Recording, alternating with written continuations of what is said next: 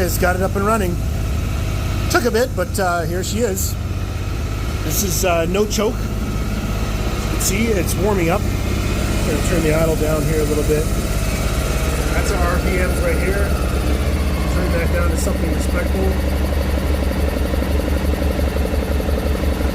I have not done a carb sync, simply because I just wanted to get the gas tank cleaned out, completely siphon that out.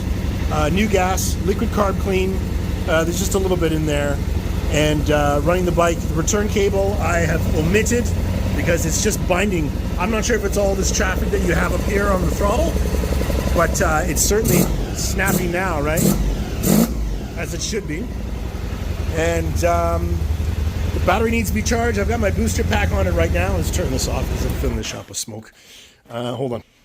Yeah, battery needs to go on charge. I've got my booster pack on it just to get the bike to go for test purposes, but I'm going to charge it and make sure that your bike is putting out proper voltage, because with the booster pack turned off, I don't think it'll start. Oh, look at that. Hey. Okay, give me 1 second. Okay, so here's your bike. It's making a passing voltage, but not very impressive. So, yeah. Not very impressive. We want to see at this idle speed, we want to see like 13 volts, and 0.5 away is still 0.5 away. So we'll put the battery on charge and we'll revisit this in a bit. Not sure if I just said put the battery away. I meant to say put the battery on charge, and we'll go from there.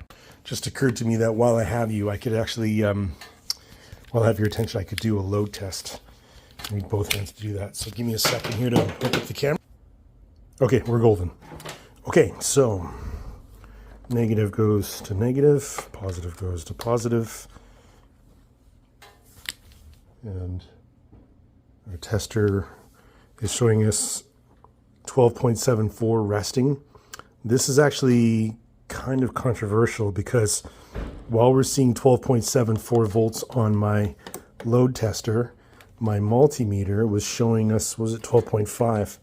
That's with the bike running. That's actually an indication that the battery is full and that the bike is not charging, because the voltage is starting, or sorry, is running at a lower voltage, and when you turn the bike off, the battery recovers.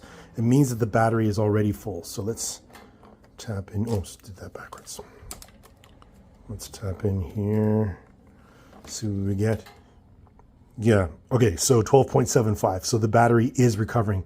This probably means that your bike has a charging issue. We're going to track that down. So just to confirm, without getting too far ahead of ourselves, we're going to do a battery load test. So 12.76 AMG battery, cold cranking amps. It's not 220. It's probably more like 180. So there's 180. Cold crank 300. Holy shit. Okay, hold on 1 sec. Let me reset. There's no way it's 300. That's something wrong. That is very suspicious of a faulty cell. Getting a faulty reading. 299, battery's okay. Wow. All right. Well, 12.76. This is a very healthy reading. 12.76. 299 cold crank amps from an AGM battery. Not 100% unusual, but I'll show you something real quick here. Your battery's listed to, well, if you can just barely see that. See, it says 200A in brackets, CCA. That's 200 cold crank amps, CCA, cold crank amps. And your bike is doing 100 over. Now, I could see almost any AGM battery, which is what that is, producing 50, 75, maybe 80, but 100 over? I'm suspicious. It's not unusual. It's unusual, but speculative. Okay, my friend. I did a quick test on your stator output because something seems kind of funny on the charging system of your bike. Your battery puts out absolutely killer crank amps, and the voltage is very healthy, but when the bike is running, it's making a very sort of flaccid amount of power. meaning it passes, it just doesn't make impressive voltage. So I did a reg rec test, which is this guy right here, and the reg rec is showing consistently on all 3 diode passages. One is maybe 10 kilo ohms below where the other 2 are. So that to me says a potentially compromised diode inside the reg rec. But there is continuity actually on voltage in and voltage out on that reg rec.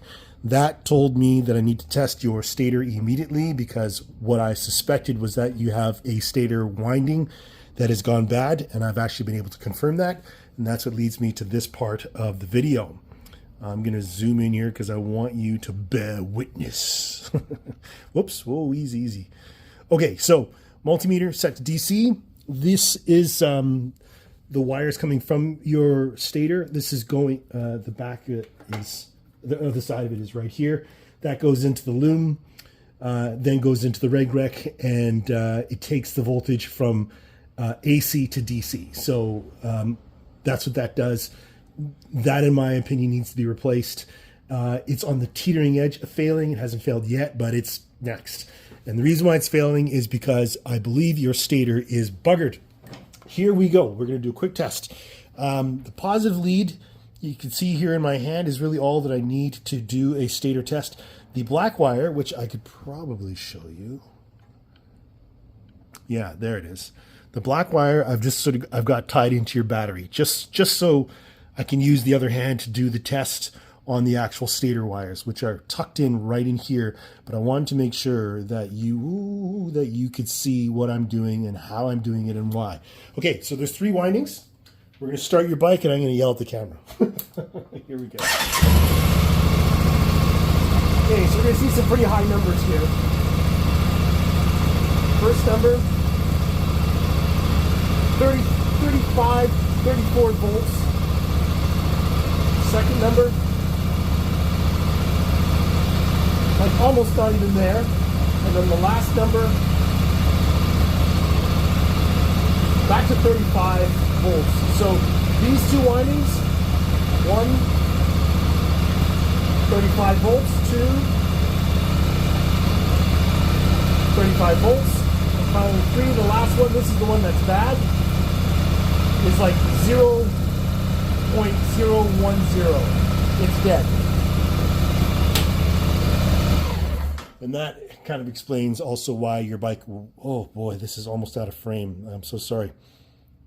Well, let me just review, make sure. Okay, I quickly reviewed the video, and you can clearly see that even though it's drifting slowly out of frame, I got all the information. I got all the information that you would need to know what I'm talking about when I say that your bike needs a stator.